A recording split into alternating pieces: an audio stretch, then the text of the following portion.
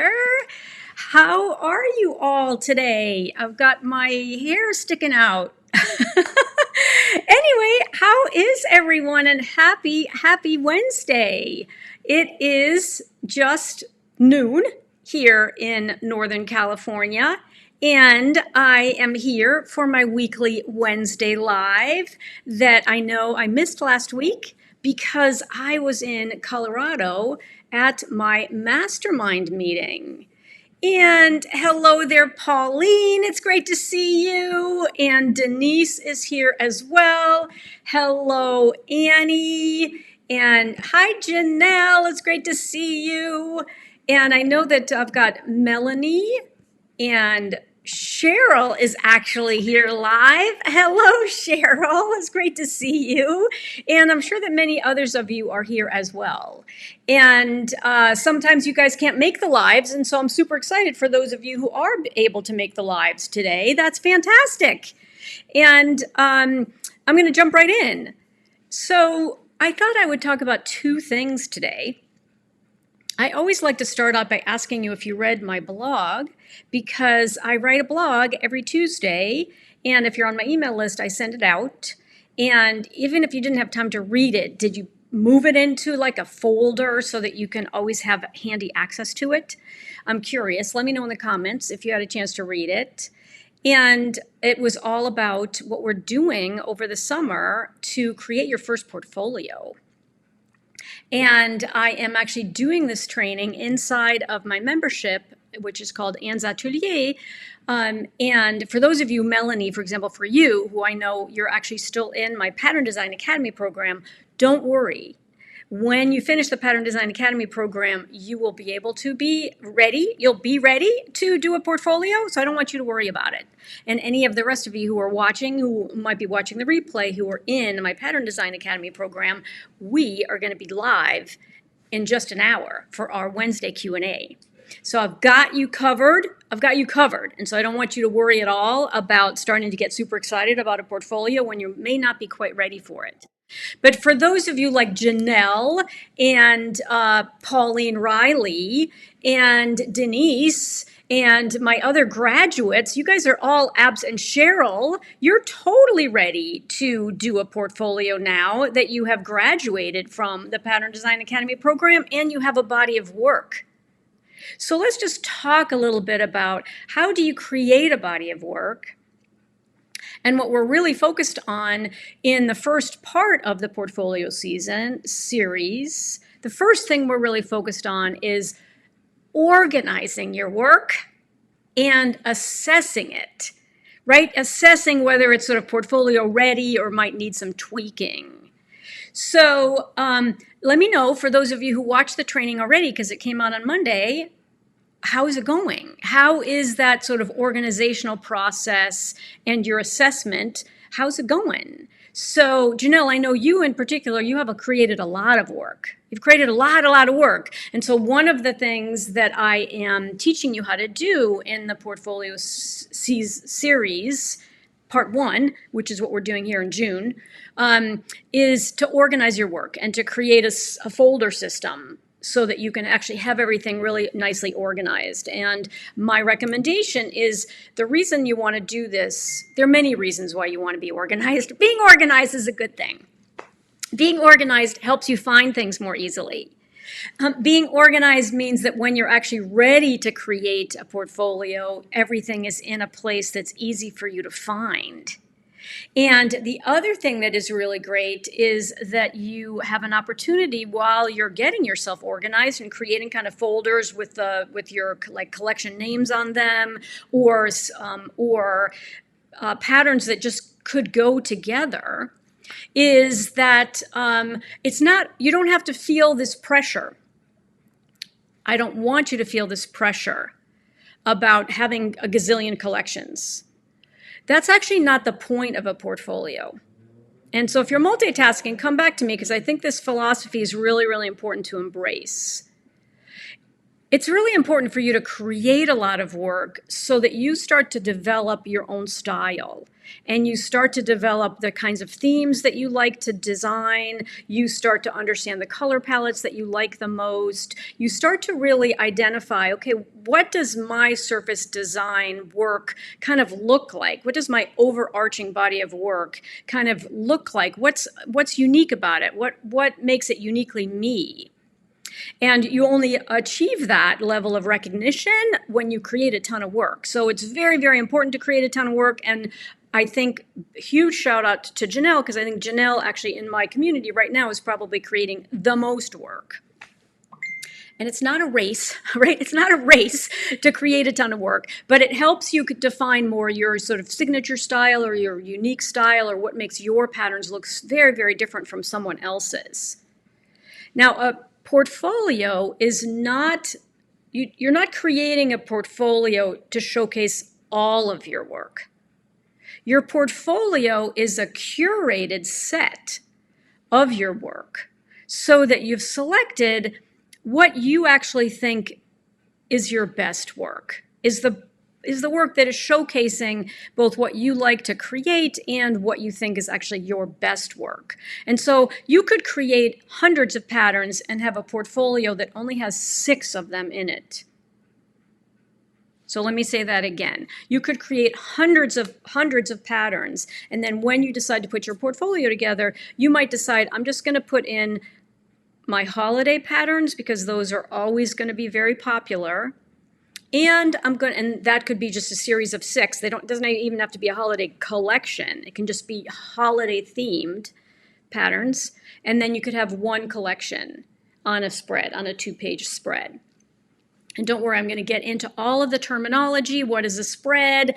How do you create, how do you decide how many of your collection patterns you want to actually include, etc. And of course, it's one of the beautiful things about the way I'm teaching this is because InDesign, which is the program we're using, allows you to make copies of pages where you like the layout so that you don't have to recreate it from scratch every time. It allows you to move things around. It allows you to add more pages when you have more work. But it's not about having 100 patterns and jamming them all into a portfolio. It's about curating it. It's about curating what is it that you actually want to highlight. So I think that that's a super important concept for us to just talk about a little bit. And so Cheryl said, I'm so glad this will be our training. And yes, you read the blog. Thanks for breaking up the steps. And I am really good at that. That's definitely part of my sort of secret sauce is breaking things down into really manageable steps. And so don't worry if you haven't watched it yet, Cheryl. It's in the member hub for you to watch. And but I'm excited that you guys all now you have access to it. So the other thing I just wanted to talk about is, so the focus right now, step number 1, right? Step number 1 in the process is collecting all your work, assessing it, and organizing it. And then next month, we'll actually jump into the preparation steps, how to prepare your files, and then actually design a template for your portfolio, and then we'll actually start dropping your patterns in it to create a first draft. And so I'm super excited about that. And you absolutely can. Hello, Vani. It's great to see Vani, and Jean is here as well. And organizing keeps you sane. Totally agree. Hello, Vani. And then, Annie, it's absolutely okay to include either collections or individual pieces that you've already put onto your print-on-demand sites. And this is a good thing for us to talk about. A lot of people get nervous about, should I publish anything on print-on-demand sites, or is that a bad idea? So you want to get your art out into the world. The most important thing is to get your artwork out there so people can discover you, because if you don't publish it anywhere, no one's ever going to discover you. And then the thing is you can absolutely take elements, take individual patterns or collections that you've put on Spoonflower, or you've put on Society 6, or on Redbubble, or on Contrato, and that's an international company. You absolutely can put those in your portfolio. The key thing is your portfolio is going to be a curated subset. It's going to be a curated subset. So don't think you have to go find everything, and that because you're not going to put everything in it. So to answer your question in another way, Annie, is if there's something that you have put on a POD site that you love, that's sort of one of what you would recognize as kind of a signature piece for you, then yeah, you want to put it in your portfolio. And if someone decided that they actually wanted to purchase that design or license that design, they might ask you to take it down, which sometimes happens, and that's very easy for you to do. You just take it down when someone's expressed interest in actually either buying it or licensing it from you. So great question. All right, so the other thing that I wanted to say was that I'm giving you guys a tracking sheet. And because I want you to be able to, as you're starting to sort of organize your filing system, I think it's really important for me to just sort of give you a guide so that you can get a sense of, well, how many patterns will I eventually want to put into the portfolio when we get to that step? And the tracking sheet I created is very much just a draft. So Janelle, you asked a really great question about, oh, well, in the tracking sheet, I put in 3 collections. Does that mean I need 3? Absolutely not. I just copied and pasted those just to kind of show you that you make a copy, make sure that all of you who have accessed it already, or if you haven't accessed it already, when you get the link to the tracking sheet, make sure that you make a copy, because that tracking sheet's for everyone. So the very first thing, and you see it's in bold red, it's in a bold red font at the top of the page. It says go to File, make a copy, and then give it whatever name you want, and then you have your own version. And then you can delete rows, you can add rows, you can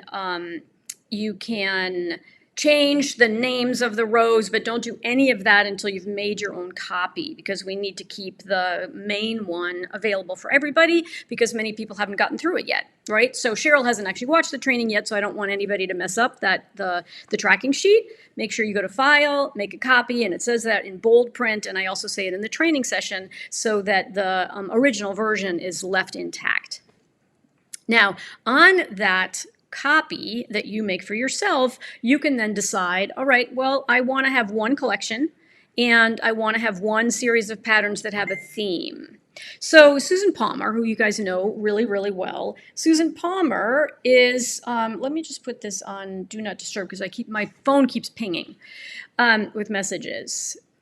So Susan Palmer, who you guys know really well, she does really beautiful sort of seaside collections, and another example of that, of a sort of seaside theme, would be Jane Foster, who you guys also know.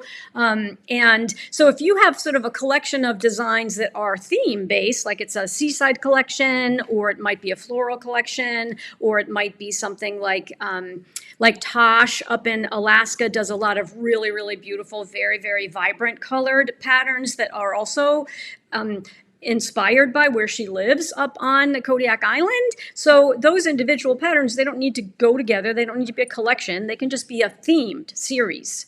They can be a themed series. And so I think that that's important for you to think about, because that allows you to sort of free your mind from, oh my gosh, I need a collection, I need a collection, I need a collection. Because you don't. You do not. If you have one, great, but you don't need one. And if you do have one, you need to make sure that you're only cherry picking a couple that make the most sense for you to be highlighting in a curated portfolio. So why am I harping on this? The reason I'm saying this is you got to put yourself in the shoes. It's always really important to put yourself in the shoes of the people who are going to be looking at it. Does that make sense? So if you put yourself in the shoes of the art director who's going to click on the link when you have your own unique URL that goes to your portfolio, he or she is going to be flipping through it really quickly to see if something catches their eye. They are not going to have the patience to go through 100 pages. They're going to want to be looking at a portfolio that maybe has 12 pages, or maybe it has 24 pages, but it has to be succinct because they're busy, right? And so, hello, Sally. It's great to see you. I'm so glad that you're here today. And so is Judy. Hello, Judy. And so harping is good. Okay, okay, good. So you always want to be putting yourself into the shoes of the person who's going to be getting this information that you're curating for them. And so the first thing is you want to be obviously delighting them with something that's beautiful. And the second thing is you want to be delighting them because it's fairly brief and it's easy for them to get through. And it's organized in a way that sort of tells a story. And don't worry, we're going to get into all of this in the month of July, in the July training. But I just want you to use that filter so that you don't drive yourself crazy to feel like you have to create this ginormous, overwhelming portfolio. It's intended to be a very curated subset of your work. Judy and Sally are in the house. Indeed, they are. So anyway, I talked about the tracking sheet. I wanted to make sure you guys are aware of that and that you need to make a copy of it for yourself before you do anything to it. And then I can't wait for inside the membership next week. We have a Q&A session, and so I'll be able to answer a whole bunch more questions for you guys inside our private Zoom meeting. Is that good? Is that good? So that's kind of the first topic I wanted to cover. And now I thought I would talk a little bit about my mastermind that I was at. Let me know in the comments if you guys are okay with me talking a little bit about it. I know that Jean asked a question. All right. So I know there's always a little bit of a delay, so I'll keep monitoring the questions to see if that comes up. But I thought I'd talk a little bit about like what's a mastermind, right? What's a mastermind? So go for it. Okay, cool. Denise says, go for it. And Annie says, it seems like a great filter even for the approach to creating. It is a very good filter for the approach to creating. Although, Annie, one of the things that's important on the creation side is sometimes just creating a lot helps you realize more what you're very good at, right? What you're very, very good at. And so a mastermind is different from a master class. So this is another place where where words matter, right? The exactitude around words really matter. So a masterclass actually is masterclass.com is like some place where you can go watch people teaching you how to do things. A mastermind is a totally different animal. So a mastermind is when a leader brings together a curated group of people who have similar types of, in this case, businesses. And the leader leads a 2-day discussion around what's happening in those people's businesses right now. What's working, what's something new they might have tried. And so that is kind of the format of a mastermind meeting. And Napoleon Hill, back in the 1960s, is actually a person who wrote a book about masterminds and the concept that more minds are better than one mind, right? And so more minds are better than one mind, right? So if you're thinking about your business and you're all by yourself in your house and you're thinking about it, you're only going to come up with so many ideas or so many ways for you to run your business. But if you actually go into or get invited to be a part of a curated group of people who also have similar businesses and you ask questions and they ask you questions, your mind gets totally expanded, and the mastermind is kind of the third eye, if you will, which allows everyone to get elevated to a new level of thinking and to a new level of idea generation and a new series of questions or things to try.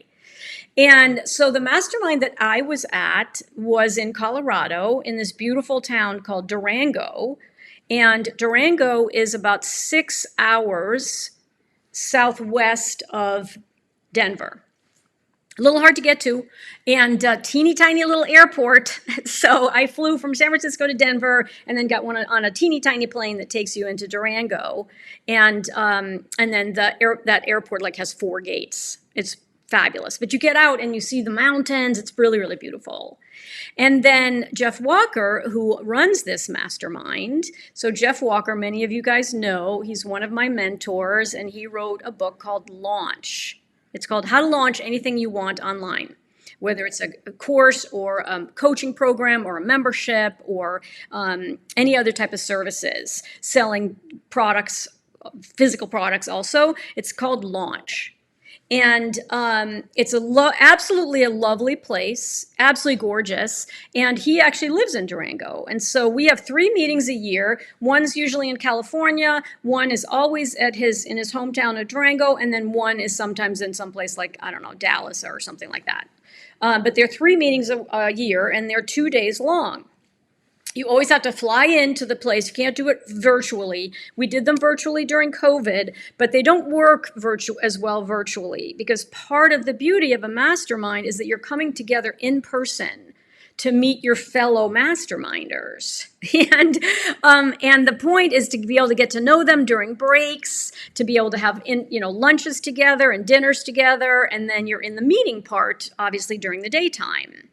But part of what is creates these ongoing relationships where you really get to know other people's businesses really well, and then of course you also get to know them as their families and get to know them as people, is because of the in-person nature of a mastermind. And you just can't do it on Zoom. You just can't do it on Zoom. So we survived when we had to do it on Zoom, but we're delighted that we are now getting back together in person. So let's talk a little bit more about what we did when we were there. So Jeff Walker leads the meeting. So he's the one who basically, he curates who's in that room. And so he reached out to me, and my business had gotten to a big enough level that I could afford the mastermind, because the mastermind is very expensive. This is not a free mastermind. This is a very, very expensive proposition, because the reason it's expensive is because you're going to be in this room with people he has handpicked who have businesses of a similar size. Some are slightly smaller than mine, some are slightly bigger than mine. But just imagine, I am surrounding myself by paying this huge dollar amount. I'm putting myself in the room with these amazing other thinkers. And they're in the room with me to get my ideas as well. And so it's a very safe environment, because he's handpicked everybody who's in that room. And you go in person because you obviously have invested a lot of money. You want to get the full value by being present, by being totally, totally present. And so he leads the meeting, he kicks it off, and he makes us fill out a survey before we go to give him an update on our businesses so that we can tell him what's new, what's working, and then he curates an entire agenda for 2 days where he will ask certain people who have something really, really interesting to share to do a report out, kind of an update on their business. He will bring in guest speakers. There was an incredible guest speaker whose name is Erin Weed. Oh my gosh, she was incredible. He has a second mastermind, and there are 2 people in that mastermind who stayed. He does these masterminds back to back. So these 2 people came into our mastermind to do a presentation on their business, which was amazing. They're in the mastermind for people who have like $10 million businesses. So it's an incredible way for you to just get your mind completely blown by the opportunities that are still ahead of you in your business, and how to think at next level, And so tell me in the comments if any of you actually been in a mastermind. Have you been in a mastermind? Because, I'm creating one that I'm going to curate, because I think that many of you who are in my community, or some of you who are in my community, are ready to join a mastermind. And so more details on that as the summer progresses. But because don't worry, I'll let you know all about it. But have you been in one before, so you kind of know how it works? Because I think it's super, super important to understand the concept and the value of actually paying to be in a mastermind group like that. And there are not very many that are focused more specifically on creative businesses. So the people's businesses are all types of businesses. There are people who do coaching, who do what's a good description? There's a Christian, there's a woman who's wonderful, whose name is Katie, and she's very, very steeped in Christianity, and so she helps Christians figure out how to do online courses. But she's got a very narrow niche, or it's not that narrow because there are a lot of Christians in the world, but that's her avatar. Her avatar, or her ideal client, is somebody who is absolutely based in faith and then also wants to develop an online course on any topic. Then there's someone in the group whose name is Amy Small, and she has a knitting business. So also in the creative space, which is awesome. Then there are people who are in the marketing space. And so they have online programs and memberships that are all about marketing, how to market, how to do copywriting, how to get your message out into the world.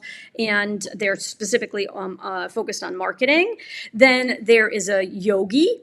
His name is Dylan, and he has yoga courses, and which is amazing. And then there is a guy who's in the mortgage business. Unbelievable, right? Totally something that I don't know anything about mortgages. He has an incredible business, and he shared with us like how he goes about ensuring that that he's actually supporting and helping people grow who are mortgage brokers. Right? So it just goes to show you that you can learn from people who have businesses that are super different from you. And even our creative businesses are all completely different, right? They're all completely different. So it was an amazing 2 days. It's always incredible to go there and to spend time with these people. There are 26 of us, I think, 26 or 30 of us. And so that is what a mastermind experience is all about. It's about, you've probably heard the expression that you're kind of as smart as the 5 people that you surround yourself with. Have you guys ever heard that expression? Let me know in the comments. That you're as smart as the 5 people that you hang out with. And so you always want to be hanging out with smarter people than you, because then you get smarter. And that was my mom. This was my mom's philosophy too. I remember when I was younger and I was learning how to do these various things like skiing and tennis and all this other things. She would always say, well, go play with the better people, right? You want to go play tennis with people who are better than you, because then they're going to make your game better. Or go, horseback riding with the people who are better than you, because then you are going to be able to, you're going to be able to improve your horseback riding or your skiing, because you're elevating, you're reaching higher, right? You're reaching higher. So great. I'm glad you guys enjoyed this. All right. So I'm going to let you go. It's almost 12:30. And I cannot wait for our Q&A next week. That's inside my membership for everyone who's going through the portfolio program. And you feel smart because of this. You feel smart because of this. You are surrounding yourself with smart people here, which is awesome. So a mastermind retreat can be as many days as you want. The ones that I am in have a tendency to just be 2 days long. You come in the night before and you have a kickoff sort of cocktail party to say hi to everybody again, and then you have 2 full days, and then you fly out. So it's a 4-day investment, because you fly in 1 day, you have 2 days of meetings, and you fly out on the 4th day. And so from a scheduling perspective, it's essentially 4 days. And then frequently, people will bring their families, because if the mastermind is going to be in a really beautiful place, you want to be there for the extra days before and after, kind of over the weekend. So that's a great question.